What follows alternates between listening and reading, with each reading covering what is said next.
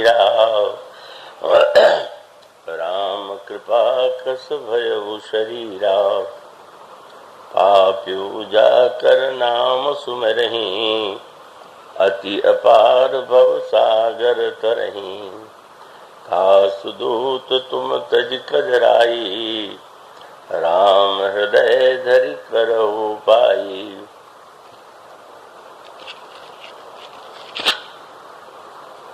भगवत कथा रसिक महानुभाव भक्तिमती देवियों,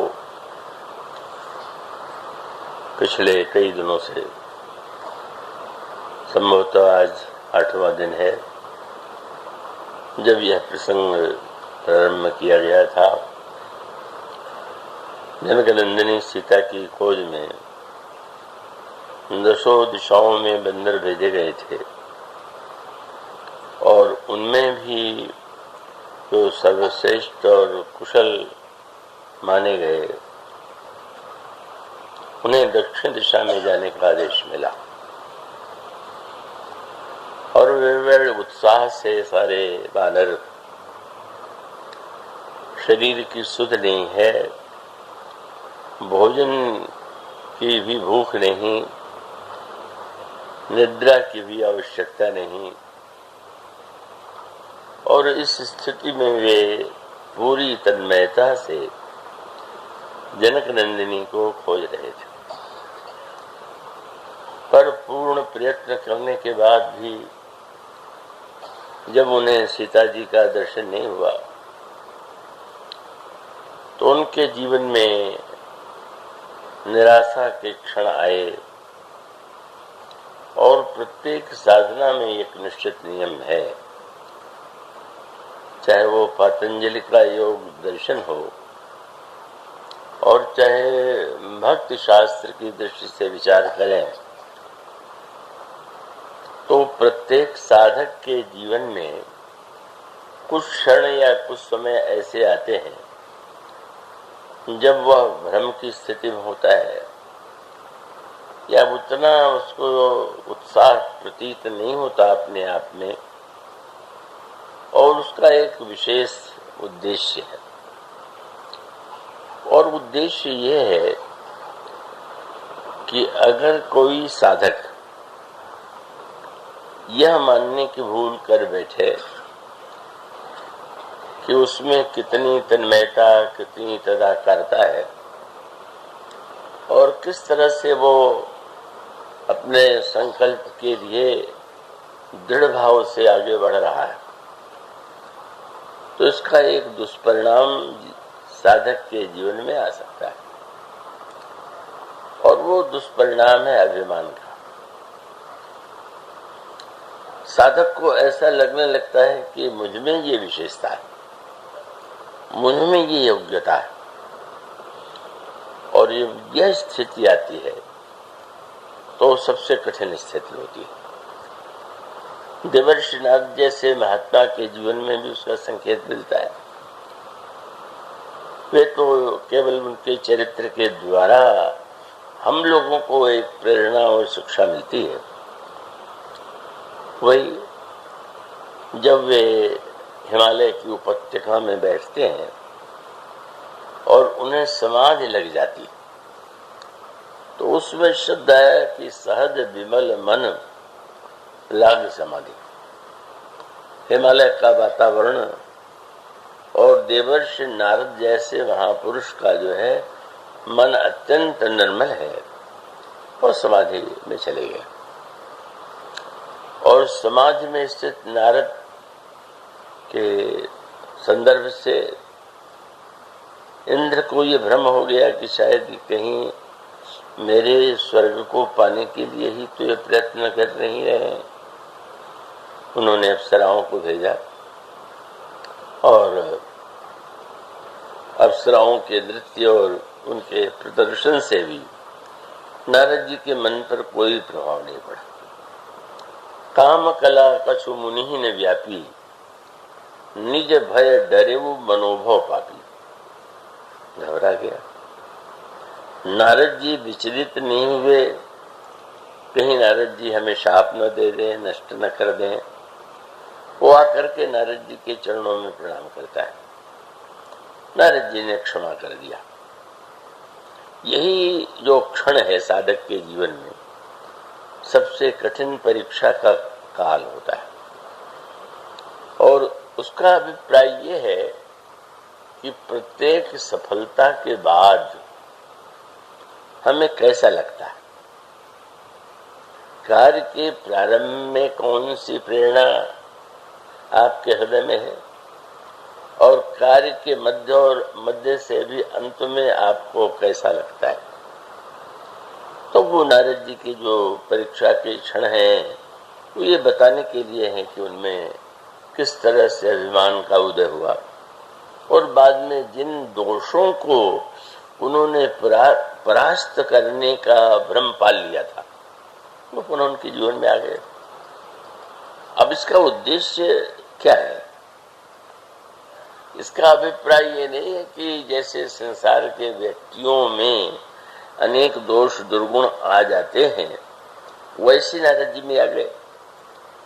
तब तो लोगों के लिए कहने को ये हो ही जाएगा कि भाई जब ऐसे बड़े व्यक्तियों में इस प्रकार से दोष आ गया तो मुझ में आता है तो कोई चिंता नहीं। ऐसा नहीं। ये जो शब्द है थोड़ा गंभीर है, पर बाप तो इतने एक श्रेष्ठ नगर के और प्रबुद्ध नागरिक हैं। इसकी व्याख्या मानस के उत्तर कांड में की गई। प्रश्न आया कि जो श्रेष्ठतम महात्मा है, मुनि है, उनके जीवन में भी दोष कैसे आ जाता है और यदि आ जाता है तो साधारण व्यक्ति में और उनमें क्या अंतर है। उसमें कागभूषण जी ने जो व्याख्या की है वो बहुत सूत्र के रूप में पर बड़े महत्व की है। उनका माया के दो भेद, अविद्या माया और विद्या माया।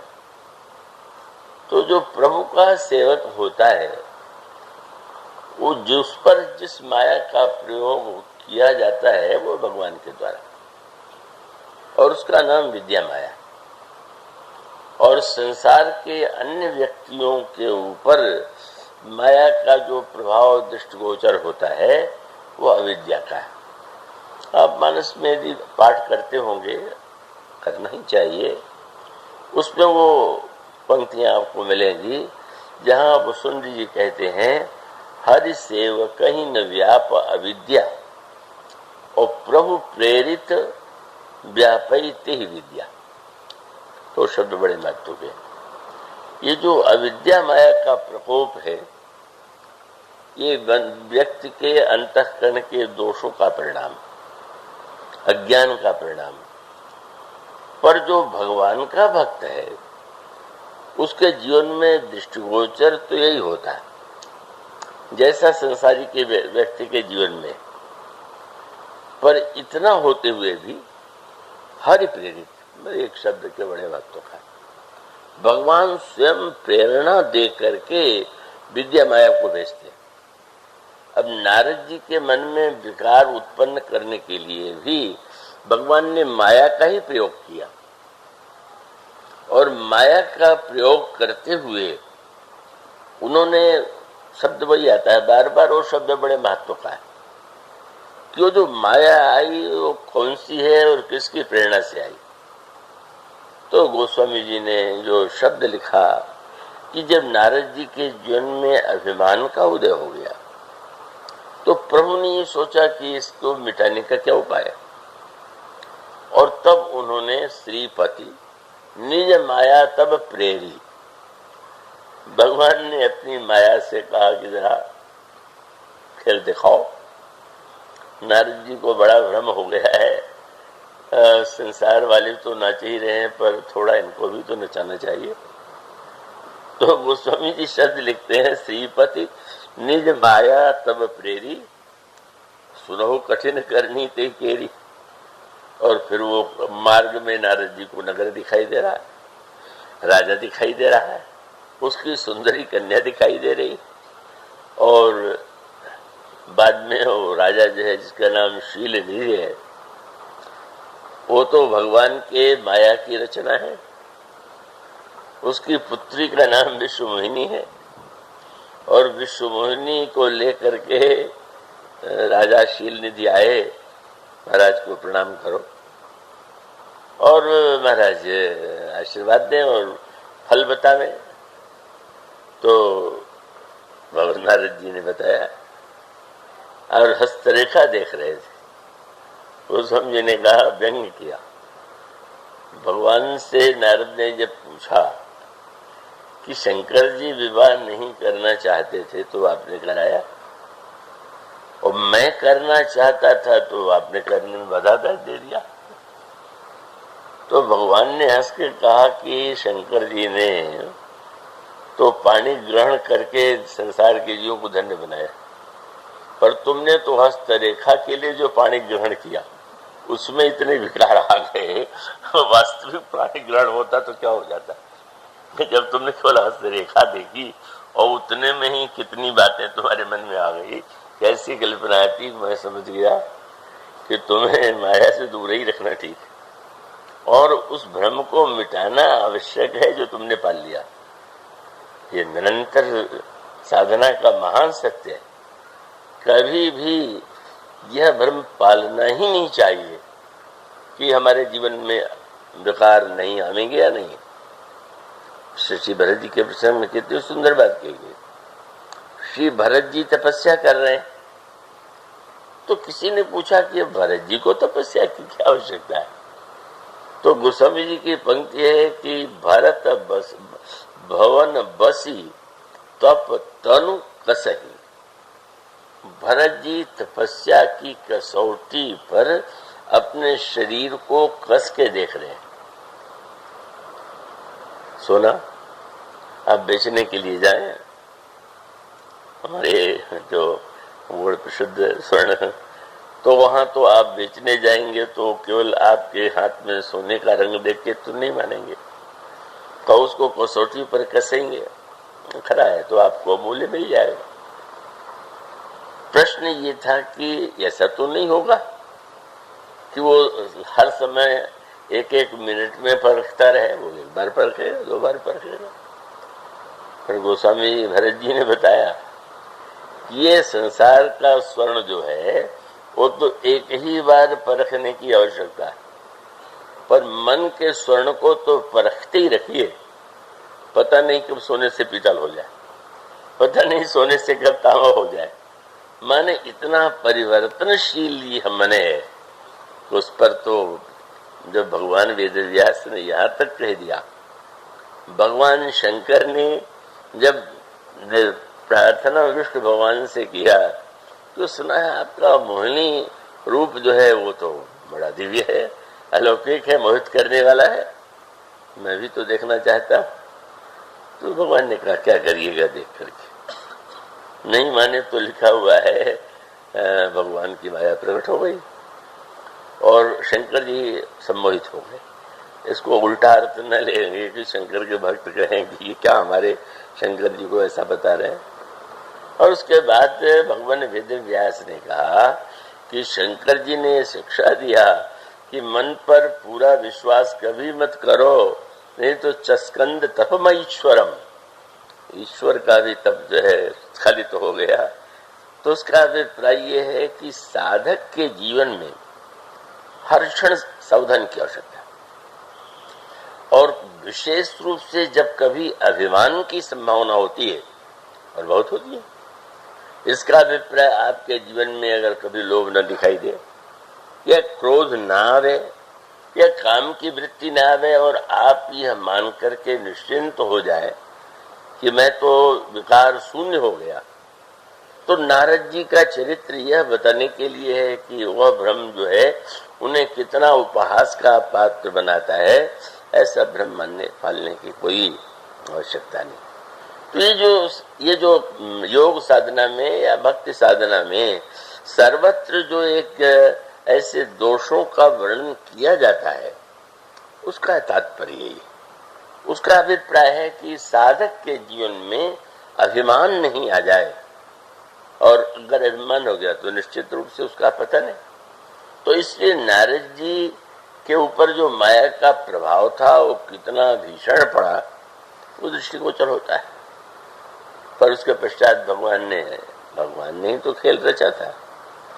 इसलिए जब नारद जी विश्वमोहिनी के स्वयंवर में भगवान ने मुझे सुंदर बनाया है, यह भ्रम पाल लिया, क्योंकि मैंने सुंदरता मांगी और भगवान तो भक्त की कामना पूर्ण करते हैं, ये मान के उन्होंने वह भूल किया कि शीशा नहीं देख लिया। ये बहुत बड़ी बात है। अगर नारद जी ने शीशा देख लिया होता तो दिखाई दे जाता कि अरे ये तो सुंदर नहीं बंदर हूं। जिसको भ्रम हो कि मैं सुंदर हूं वो जरूर शीशे में देखे, और देखेगा तो उसको दिखाई देगा कि मैं बंदर हूं। ये सब के लिए इसका अभिप्राय बंदर में काम आदि की वृत्ति प्रबल होती है। काम क्रोध लोभ बंदर में सबसे अधिक होता है, महाकामी। इतना क्रोधी बंदर होता है कि आप अभी देखते हो क्रोधी क्या। अभी तो दिल्ली में बंदर का एक तूफान खड़ा हो गया था, और लोभी भी बंदर इतना होता है कि वो कोई वस्तु ले तो तुरंत नहीं पेट में जा सकता, तो बगल में दबा लेता है। तो मानो एक ऐसा पशु कि जिसमें तीनों विकार दृष्टिगोचर होते हैं, और उसका अर्थ है कि वह विकार हम देख नहीं पाते हैं और अपने को सुंदर मानने के भूल करते हैं। और भूल करने के बाद फिर आपने देखा जब विश्वमोहिनी माला लेकर के आई तो अब नारद जी को तो निश्चित विश्वास है कि मैं सबसे अधिक सुंदर हूं, और विश्वमोहिनी मेरे गले में ही माला पहनावेगी। लेकिन पूनी पूनी मुनि अकुसही अकुलाही देख दशा हरगन मुस्काई। शंकर जी के दो गण बैठे हंस रहे हैं, क्या मुनि जी व्याकुल हो रहे हैं। और वो नारद को जो ही उस राजकुमारी ने नारद जी को देखा तो नारद जी का भयंकर मरकट मुख दिखाई पड़ा। उसको इतना क्रोध आया कि नारद जी के गले में जयमाल पहना तो दूर, नारद जी जिस ओर बैठ गए उधर जाने बंद कर दिया। अवन्य राजा सोचने लगे राजकुमारी बड़ा विचित्र व्यवहार कर रही। अरे आकर के देखे परखे, पहनावे न पहनावे। पर गोस्वामी जी ने कहा कि बस वो जब दूर हुई तो बाद में व्याख्या की बात तो है, जिसको श्लोक मैं आपके सामने में कह रहा था, तत्तेनुकंपाम सुसमीक्षमाणो। यो तो नारद जी बैठ गए और जब विश्वमोहिनी वहां आई ही नहीं तो उनको बड़ा क्रोध आया। बाद में मेरे कारण इस कन्या ने आना ही छोड़ दिया। पर बाद में जब समीक्षा करके व्याख्या किया कि नारद जहां बैठे थे उस ओर माया आई ही नहीं, तो भगवान ये बताना चाहते थे कि मेरा भक्त जहां बैठता है उसके पास जो बैठ जाता है माया उसके पास जाती है। एक और लगता है कितनी महिमा और कितना लगता है कि कितना बड़ा अपमान। मरकट बदन भयंकर ते ही देखत हृदय क्रोध भाते ही।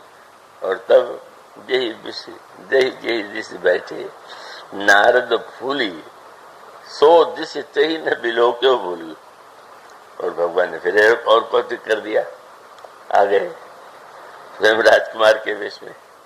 विश्वमोहिनी ने उनके गले में जमाल डाल लिया। वो तो सारी योजना बनी बनाई थी। और जब विश्वमोहिनी को लेकर के चले गए तब वो जो दोनों रुद्रगण थे जो नारद की दुर्दशा देखने के लिए व्यग्र थे, नारद जी ने शंकर जी के सामने अभिमान प्रकट किया। इसलिए देखें आगे इनकी क्या दशा होती। तो वो जैसे आप किसी के पीछे घूम रहे हो, साइकिल पर कोई बैठ के जा रहा हो कि कहीं फिसले तब मजा आवे, इसको चोट लगे तो अच्छा लगे। तो घूम रहे थे। अच्छा जब बंदर की आकृति लिए नारद बैठे थे तो दोनों दाएं बाएं और करही कूट नारद ही सुनाई। नीक दीन हरि सुंदरताई रीझी राज कुंवर छवि देखी। इन्हीं हरिये बरी हरि जान विषेखी। वाह क्या सुंदरता भगवान ने दिया। अब नारद जी को और प्रसन्नता की, बगल बगल वाले भी कह रहे हैं तो ठीक है कह रहे होंगे। अगल बगल वालों से हमेशा सावधान रहिए, ये ध्यान रखिए वो जो कहते हैं उसको सच मत मान लीजिए। उनके कहने में भय हो सकता है, उनके कहने में लोभ हो सकता है, उनके कहने में व्यंग हो सकता है। तो वो तो व्यंग था। और उसके बाद जब दुल्हन ले गए, बस भगवान लेकर के चले गए, तब नृप समाज सब भय निराशा। और तब जिन दोनों रुद्रगणों ने ये कहा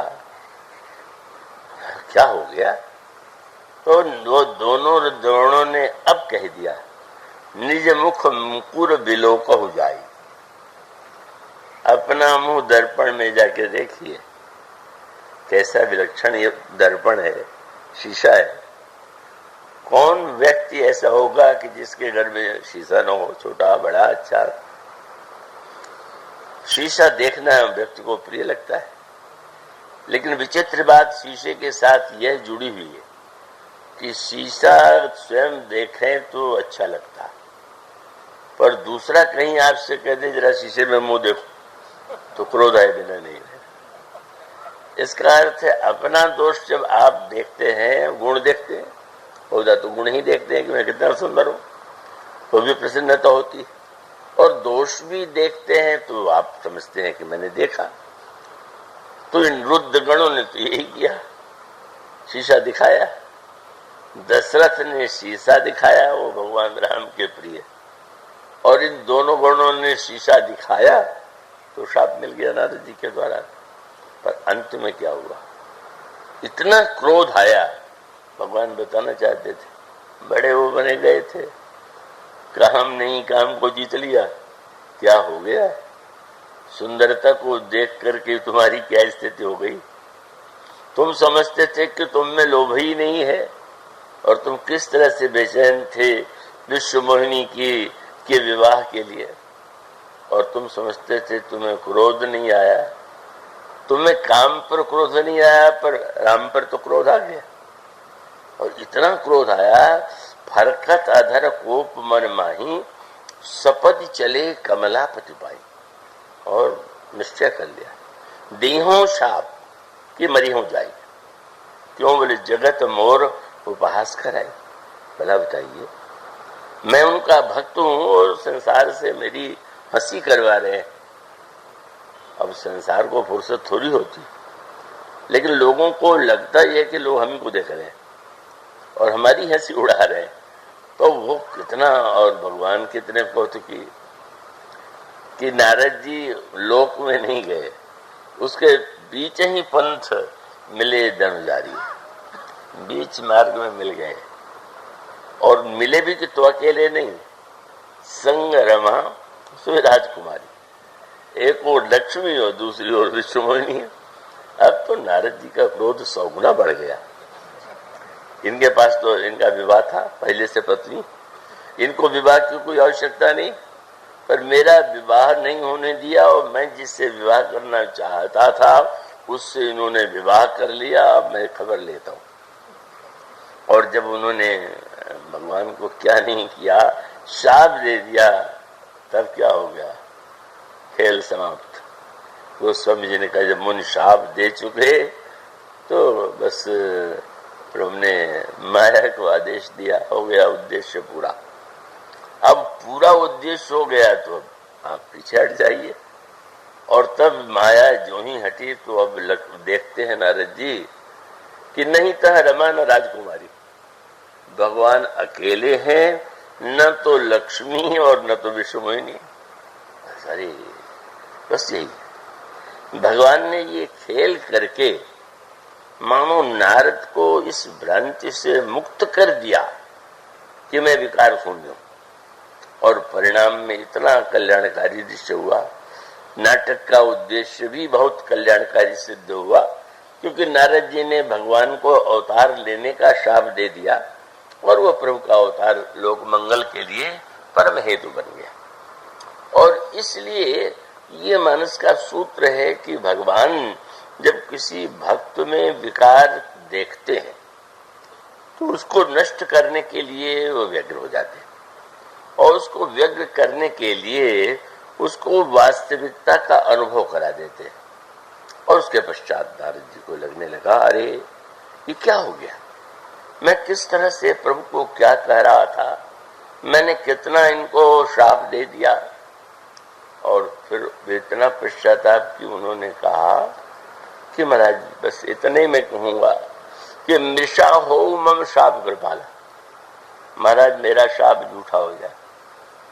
क्या कहा भगवान ने? भगवान ने कहा, नारद तुम मेरे भक्त हो, क्या तुम समझते हो कि तुमने जो कुछ किया है स्वयं किया? ये तुमने किया नहीं, मैंने करवाया। भगवान कहते हैं कि मृषा, नारद कहे मृषा हो मम शाप कृपाला, तो नारद जी से भगवान कहते मम इच्छा दीन दयाला, मेरी इच्छा थी और इसलिए इस खेल को मैंने इस रूप में कराया, और वो खेल आनंददायक है और साधक को सावधान वाले है। तो इसलिए जो साधक के जीवन में अगर असफलता ना आवे, विघ्न न आवे, दोष न आवे, तो निश्चित रूप से उसको भ्रम हो जाएगा। और इसलिए प्रत्येक साधक को इस स्मृति के लिए एक ऐसा काल आता है कि जब वो अत्यंत हताश हो जाए। अगर बड़ा विश्वास करने वाला है तो दिखा देते हैं काहे का विश्वास, उसका विश्वास दिख जाता है। जब वो व्यक्ति अपने को बड़ा श्रेष्ठ मानने की भूल करता है तो दिखा देते हैं क्या क्या नहीं है तुम्हारे अंतःकरण में दोष। इसलिए साधक के मार्ग में जो नैराश्य है या बाधा है या जो विघ्न है, तो वो विघ्न भी साधना का ही एक अंग है। और उसी के द्वारा साधक के जीवन में अगर अभिमान आने वाला हो तो अभिमान का परावर्तन होता है। और इसीलिए प्रभु जो है, श्री हनुमान जी महाराज से बढ़कर के कौन हो सकता है। पर वो जब ऋषि भरत ने अपने बाण से उन्हें गिराया और उसके बाद सब कुछ सुनने के बाद भरत व्याकुल हो गए, मेरा जीवन कैसा है कि केवल प्रभु को कष्ट देने के लिए बना हुआ है। और तब उस समय हनुमान जी से भरत जी ने कहा, महाराज दवा पहुंचनी चाहिए प्रातः काल से पहले, और यहाँ से लंका दूर है, तब तो एक ही उपाय है, क्या चढ़ो मम सायक शैल समेता, पठमो तुही जहाँ कृपा निकेता, मेरे बाण पर आप पर्वत सहित बैठ जाइए और जहाँ कृपा निकेत भगवान है वो पहुंचा जाए। कितनी बड़ी विचित्र बात, एक क्षण के लिए। अच्छा मानो ये तो समय पर निर्भर है कि किसके जीवन भर अभिमान रहता है, किसके जीवन में 10-5 बरस रहते, और किसी के जीवन में एक क्षण के लिए। वो स्वामी जी ने वाक्य लिखा, क्या सुनी कपि मन उपजा अभिमाना। ये लिखने की आवश्यकता क्या है? ये पंक्ति अच्छी नहीं लगती है जो श्री हनुमान जी के भक्त हैं, पर वो अच्छी इसलिए नहीं लगती कि वो मान लेते हैं कि निंदा होगी। निंदा नहीं, यह तो परम अनुकंपा है कि भगवान ने एक क्षण के लिए, कैसे मोरे भार चली ही कि मैं बाना, मेरे भार से कैसे मैं, क्योंकि है उन्होंने ये नहीं कहा पर्वत छोड़ दीजिए आप बैठ जाइए, पर्वत सहित बैठ जाइए। तो हनुमान जी से बढ़कर के भार उठाने वाला तो कोई है नहीं, कि जो वैद्यराज को घर से उठा ले आवे, द्रोणाचल पर्वत को उठा ले आवे, और उनसे श्री भरत जिनके शरीर में केवल हड्डी हड्डी तपस्या के कारण, और वे कहते हैं कि आप बाण पर बैठ जाइए एक क्षण के लिए। पर विशेषता क्या है, इसकी आवश्यकता थी।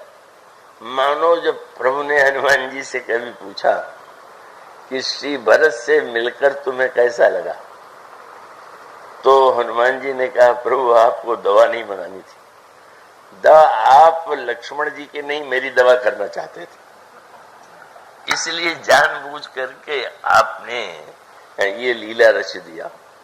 और लीला रस देने का परिणाम ये हुआ तो मैंने देख लिया। आपको तो क्या आवश्यकता है, लक्ष्मण जी को तो आपने एक वाक्य उनको याद दिला करके दंड कर दिया। लेकिन आपको यह चिंता हुई होगी कि हनुमान ने इतने बड़े बड़े कार्य कर डाले हैं तो कहीं अभिमान आ न जाए, इसलिए दवा आपने पहले दे दिया। जैसे होता है ना, कब रोग फैले तो कई बार उसके लिए टीका पहले ले लीजिए, तो ले लीजिए, मैंने रोग से सुरक्षा हो जाए। अच्छा, तो प्रभु ने ऐसी लीला रची कि यह, बस विशेष बात क्या थी? बात यह थी कि ओ मैं क्या सोच रहा हूं, मोरे भार चली कि मैं बाना, इसमें बहुत बड़ी बात है। उसके अर्थ को विचार करके देखिए। हनुमान जी ने जब यह सोचा कि मेरे भार से बाण कैसे चलेगा, और अगले क्षण याद आया कि बाण क्या अपने शक्ति से चलता है क्या?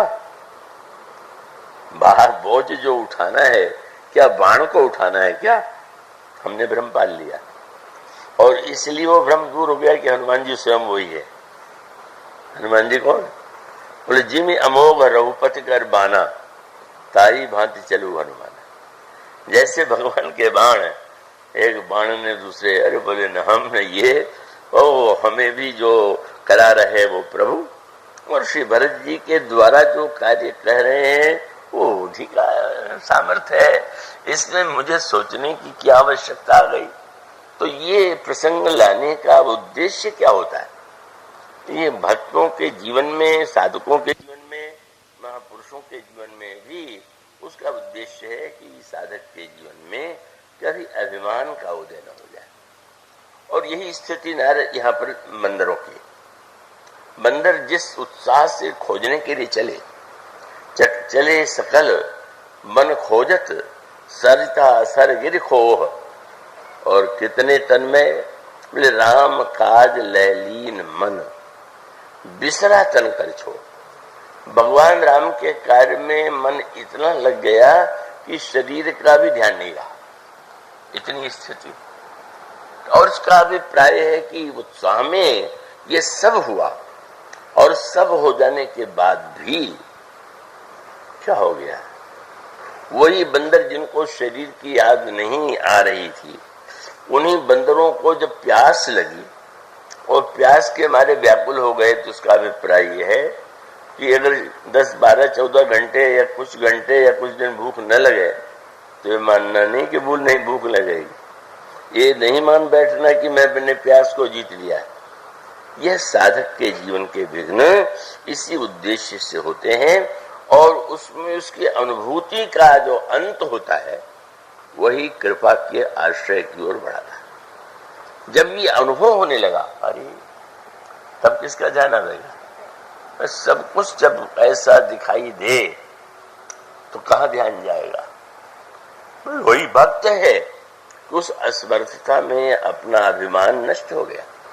और ये नहीं कि अब जैसे भरत जी ने हनुमान जी से कह दिया और उनको लगा, और फिर बाद में हनुमान जी को बुरा लग गया हो कि भरत जी ने मुझ पर बाण चला दिया, भरत जी ने ऐसा कह दिया। ना, जिस समय वहां से आप चलने लगे, यही है भक्तों का, संतों का स्वभाव।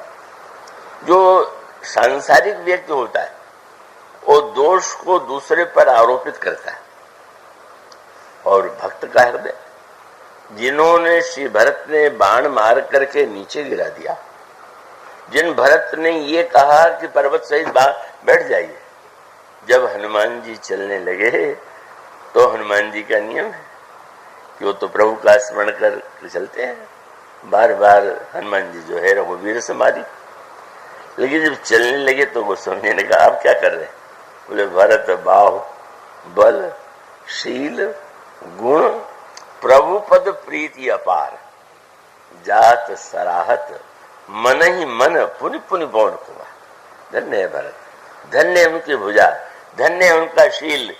भरत जी दूसरे से होड़ हो जाए, ये तो संसार में भक्ति भी लोग तो करते हैं तो होड़ में, वो भी मात्सर्य से, तो उसको भी हम नीचा दिखा दे भक्ति में भी। लेकिन धन्य है श्री हनुमान जी, कि स्मरण एक एक बात कर रहे हैं। क्या है शिवरथ, धन्य है, कैसे बाहु, कैसा बल, कैसा शील, और शब्द बहुत सुंदर है, प्रभु पद प्रीति अपार। इस शब्द का अर्थ आपने ध्यान दिया? हनुमान जी से प्रभु ने पूछा कि तुमने दो बार बड़ी महान यात्रा किया, एक बार संदेश लेकर के जनक नंदिनी के पास गए और तुमने विशाल समुद्र को पार किया, और जितने कार्य किए वो अद्भुत है। जब तुम औषधि लेने के लिए गए तब तुम्हें क्या अनुभव हुआ? तो हनुमान जी ने कहा, हमारा अनुभव ये हुआ कि लंका जाने वाले समुद्र को पार कर लिया, पर भर समुद्र में तो डूब गया। वो अपार था, उसको पार करने की सामर्थ्य मुझ में नहीं थी। पर कितना हृदय धन्य है भक्त का। अपार सुनकर के प्रभु ने हृदय से लगा लिया। तो यही तो सत्य है, तुमने अभिमान के समुद्र को पार कर लिया और प्रेम के समुद्र में डूब गए। यही तो उद्देश्य है। अगर प्रेम के समुद्र को भी पार कर डालते तब तो बस कोई अर्थ ही नहीं था।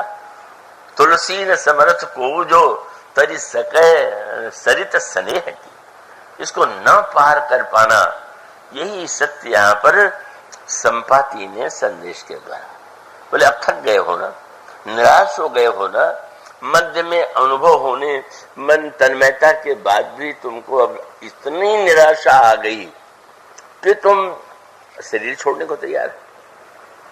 तो शरीर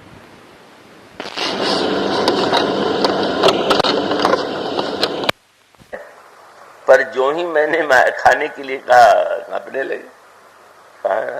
और तब मोह विलोक दरहु मन धीरा। मुझे देखो, राम कृपा, अब राम कृपा के अनुभव की आवश्यकता है। और राम कृपा की आवश्यकता के लिए का फिर वो जो 4 सूत्र दिए कि भाई भगवान के कृपा की अनुभूति तो बहुत कठिनाई से होती है, और इसलिए होती है कि जीवों में कर्तृत्व की भावना इतनी प्रबल है, मैंने किया, मैं ही करूंगा, और यहाँ तक कि भगवान के विषय में भी पूछेगा तो यही पूछेगा कि मुझे भगवान की कृपा कैसे मिले, क्या करूं, ये प्रश्न नहीं छोड़ता। और उसका अर्थ है कि जीव का जो संस्कार है कर्तृत्व का, वो बड़ी गहराई से घुसा हुआ। वो मानता है कि जो कुछ होगा करने से होगा, करने का महत्व निश्चित है। करके सब कुछ, बहुत कुछ वस्तुएं ऐसी हैं कि जिन्हें करके पुरुषार्थ के द्वारा व्यक्ति पा लेता है। लेकिन एक स्थिति आती है अनचाहिए, जब व्यक्ति को ये लगे कि ना, अब तो केवल भगवान की कृपा ही हमें उस रूप में धन्यता प्रदान कर सकती है, हमें कृतकृत्य कर सकती है। तो यह जो प्रसंग है, इस प्रसंग का तात्पर्य यही था। लेकिन कृपा के बाद फिर जो 4 सूत्र दिए, क्यों दिए? व्यक्ति पुरुषार्थ के अभिमान में चूर हो जाए तो भी बड़ा, और कृपा के नाम से निष्क्रिय हो जाए कि जो कुछ होगा भगवान की कृपा से होगा, तो मुझे कुछ नहीं करना है, वो भी बुरा। अगर कृपा के नाम पर तमोगुणी बन जाए तो भी घातक, और कृपा के पुरुषार्थ के नाम पर अगर रजोगुणी बन जाए तो भी, तो उसे न रजोगुणी बनना है न तमोगुणी बनना है, उसे तो सत्वगुणी बनना है, और बाद में उस सत्व गुण के अभिमान को भी बस नष्ट कर देंगे भगवान। इसलिए जो संपाति ने सूत्र दिया उसमें सब कुछ है। क्या कृपा की बात मैंने कही है, लेकिन ध्यान रखिएगा, पहले तो आप लोग 4 सूत्र हैं, अपने उस संबंध को याद कीजिए और जो कार्य करने के लिए आप चले हैं, और आपके हृदय में जो कायरता आ गई है, कायरता वो होती है जो शरीर की दुर्बलता से आती है। व्यक्ति बेचारा कमजोर है तो वो तो कायर होना स्वाभाविक, पर बलवान होने पर भी कभी कभी जो कायरता दिखाई देती है वो मानसिक कायरता। और ये मानसिक कायरता बलवान व्यक्ति दिखाई देता है। अब देखते हैं कि अनेक व्यक्ति ऐसे हैं कि देखने में दुबले पतले हैं पर बड़े साहसी, और कई व्यक्ति बड़े स्वस्थ लगते हैं लेकिन वो बड़े डरपोक हैं। तो ये जो डर है, इस डर के भी दो रूप। एक डर वह है कि जो डर केवल मन की कल्पना है, और इसीलिए अर्जुन से भगवान ने, अर्जुन की स्थिति ये हो गई, जो महान योद्धा गांडीवधारी वो रथ पर प्रस्तुत है, और क्या दशा हो गई जब पांडवों की सेना को देखा, भीष्म, द्रोण, कर्ण को, तो क्या उन्होंने अर्जुन ने भगवान से कहा, बेभूतस्य शरीरे में, मैं तो एकदम हो रहा हूं, असमर्थ हूं, ये धनुष उठाना भी मेरे लिए कठिन लग रहा है, मुझे तो पसीने में मैं तर हो रहा हूं। भला इतना बड़ा वीर क्या भीष्म, द्रोण, कर्ण को देख के डर गया क्या? छूटा जा रहा है, त्वचा जल रही है। और तब भगवान ने ये फटकारा अर्जुन को, अच्छा ये क्या हो गया है, क्या आ गया है तुम में? क्लैब्यम मास्वगम पार्थ नहीं तत्व उपपद्यते क्षुद्रम हृदय दौर्बल्यम। तुम क्लीब नहीं हो पर क्लैब्य भाव आ गया। क्लीब में तो क्लीब भाव होना ही स्वाभाविक है, पर तुमने न होते हुए भी क्लैब्य को अपने जीवन में बुला लिया। ये तुम्हारे लिए उचित नहीं है और ये तुम्हारा कर्तव्य है। तुम्हें चाहिए कि तुम इस झूठी कायरता का परित्याग करो। क्लैब्यम मास्म पार्थ नहीं तत्व उपपद्यते क्षुद्रम हृदय दौर्बल्यम। ये हृदय की दुर्बलता है, शरीर और शक्ति की नहीं। तो इसलिए त्यक्तोत्तिष्ठ परंतप, उठो खड़े, युद्ध करो। तो इसका अभिप्राय है कि ये स्थिति, और ग्रंथों में तो शब्द इतने गहरे हैं कि उस ढंग से वो नहीं लगता अर्थ लोगों को। वहां पर दो शब्द आए हुए हैं, मैं आशा कर रहा हूं कि आप चैतन्य होकर सुन रहे होंगे अपवाद कुछ लोगों को छोड़ करके। तो उसमें अर्जुन ने के जो भाव दिखाई पड़ा उसके लिए दो शब्द है, कृपा और क्लैब्य। तम तथा कृपया विष्टम, अर्जुन के मन में कृपा का उदय हुआ, तो लगता भी है, लेकिन भगवान ने कहा ये कृपा नहीं कायरता। बड़ी विचित्र व्याख्या थी। जब तम तथा कृपया विष्टम और भगवान कहते क्लैब्यम मास्कम पार्थ। और यही बात भगवान राम ने अपने अवतार में भी कही। जिस समय खरदूषण ये जो है शूर्पणखा की प्रेरणा से अपने बहन के लिए अपमान का बदला लेने के लिए सेना लेकर के आए, और श्री राम की सुंदरता को सेना ने देखा, थकित भय, धनुष बाण रुक गया, अस्त्र शस्त्र रुक गया। क्या हुआ?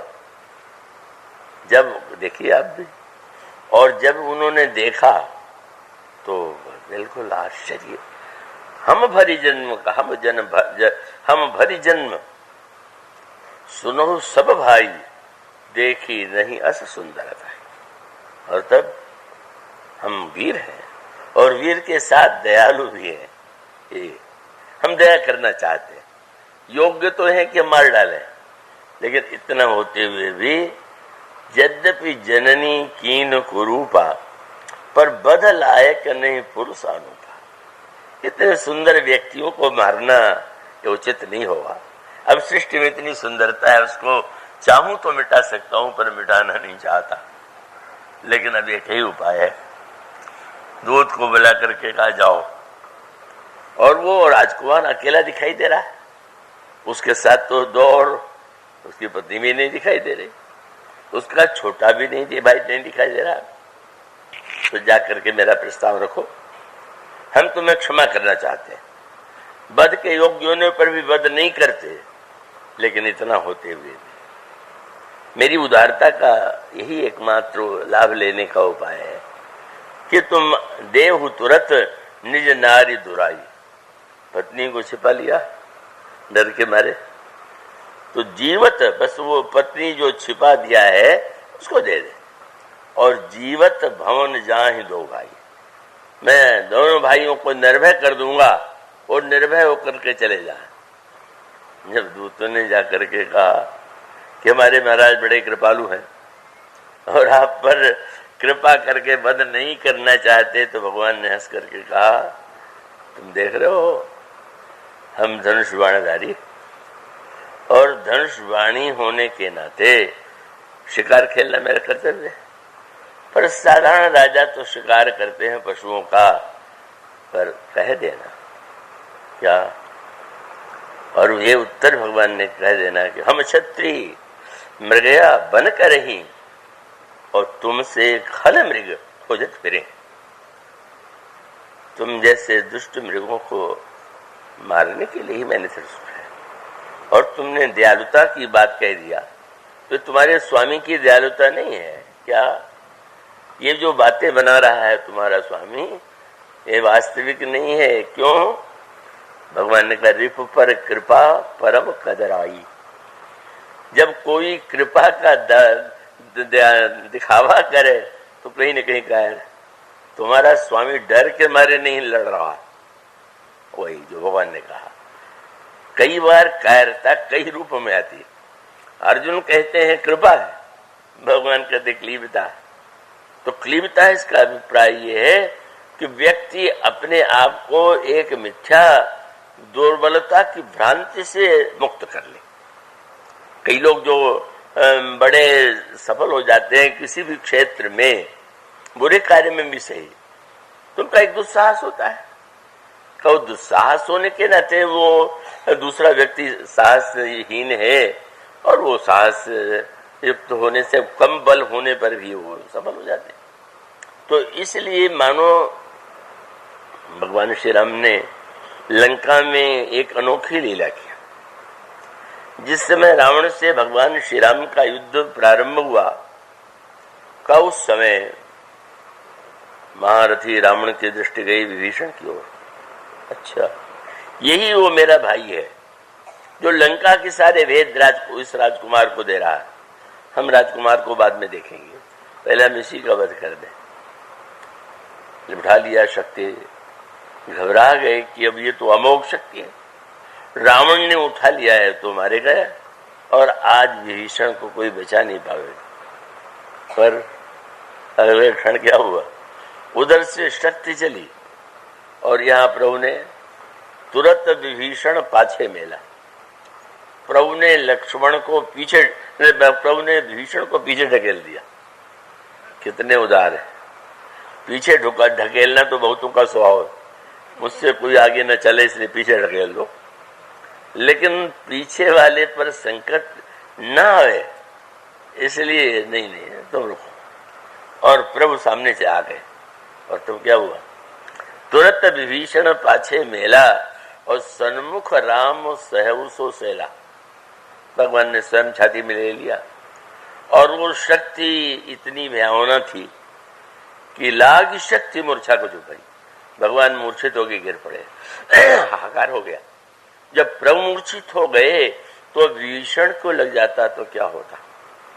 पर आश्चर्य, प्रभु ने उस शक्ति को काट क्यों नहीं दिया। यह छाती पर झेल करके भी प्रभु के लिए क्या है उस शक्ति का महत्व।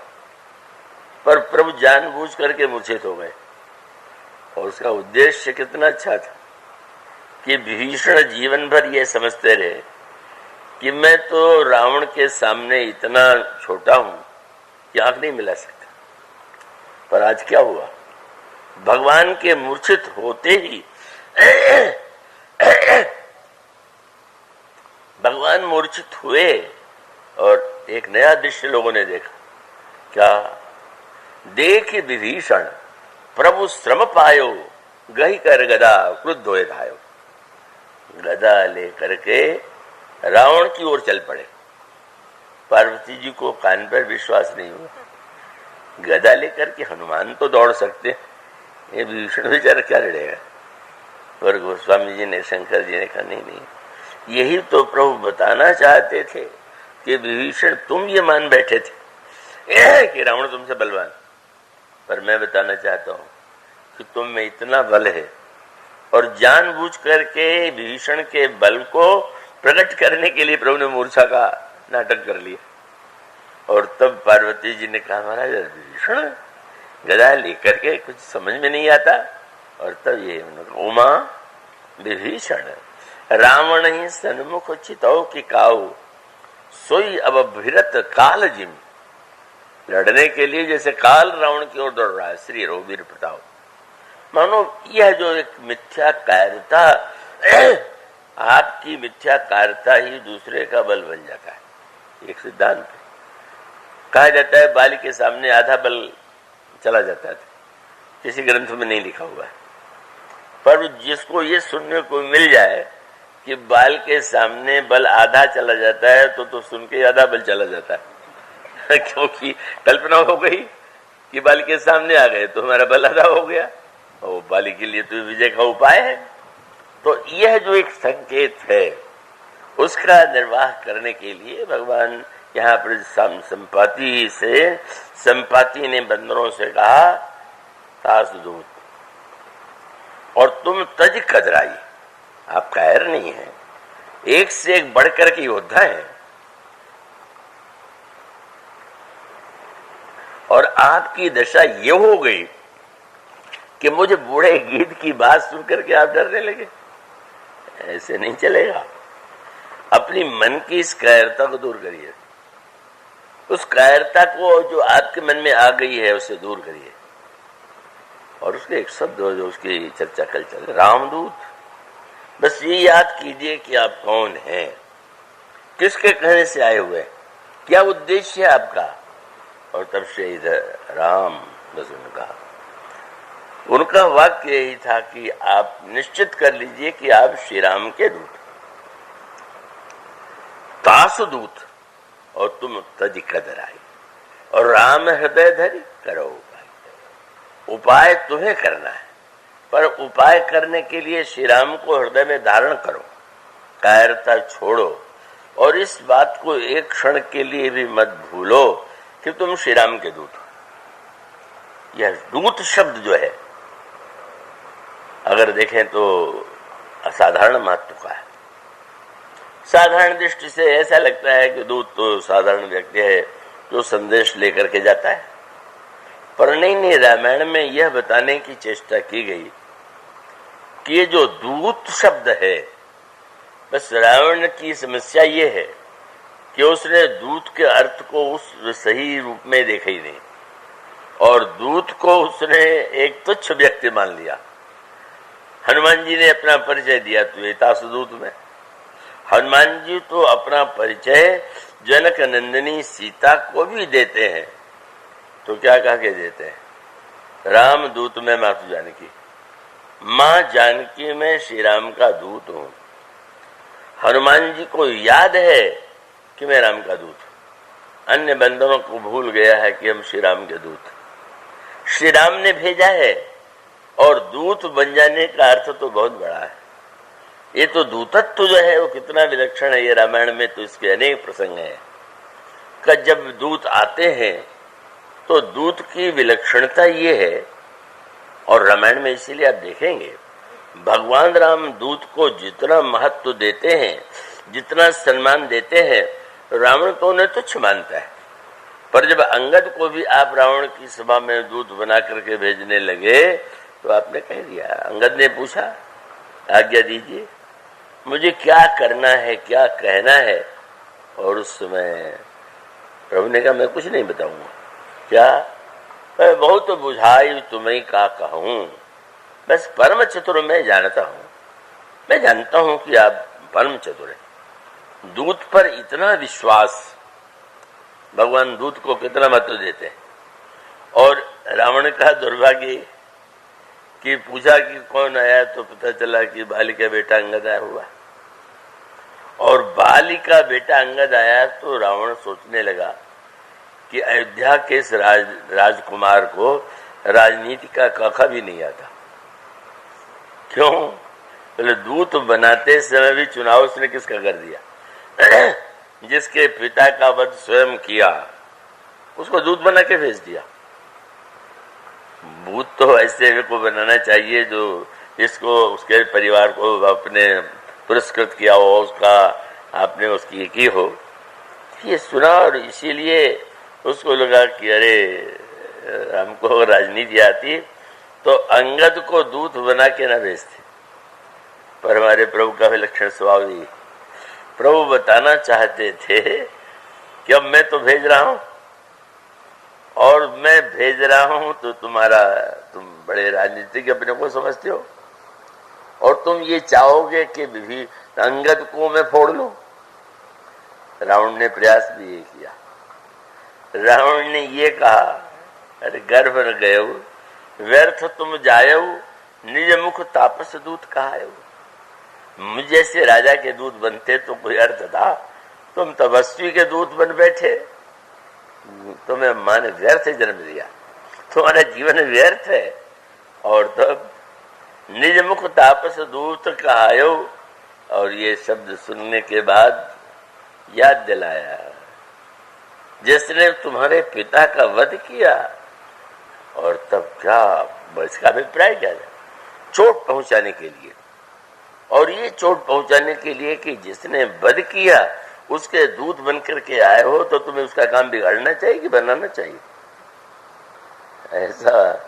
लेकिन अंगद ने ये कहा कि अगर मैं श्री राम को उसी रूप में देखता, तुम जिस रूप में दिखलाना चाहते हो, तो तुम्हारे उत्तेजित करने की आवश्यकता नहीं, मैं स्वयं लड़ लेता। लेकिन मैं समझ गया कि हमारे प्रभु जो हैं वो तो साक्षात सबकी अंतरात्मा है और वो पिता का वध किया है तो देखने में लगता है, पर वस्तुतः वो तो किसी के विरोधी ही नहीं।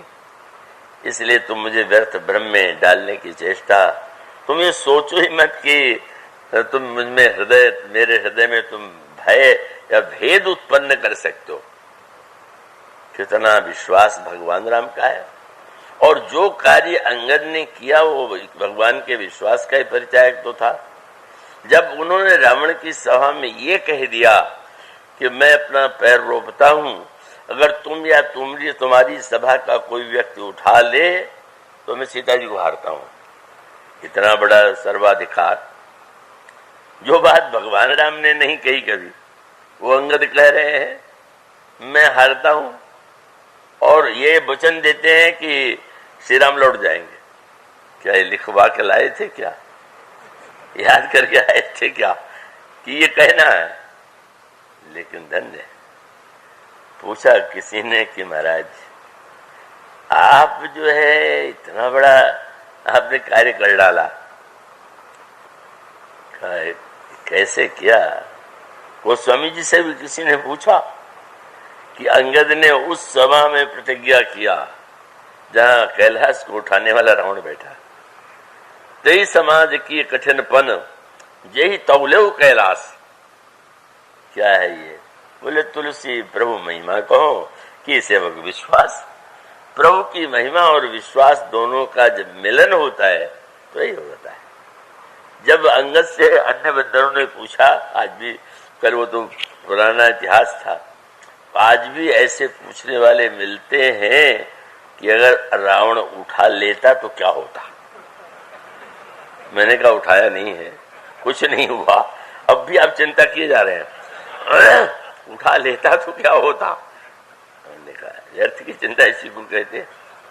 और अंगद से किसी ने पूछा कि आपने ऐसा क्यों कर दिया?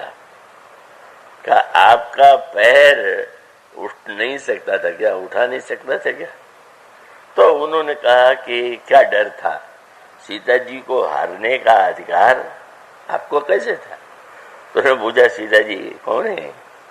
बोले भगवान की शक्ति है। तो चिंता उन्हें होनी चाहिए कि मुझे होनी चाहिए? ये क्या बात कह रहे हो?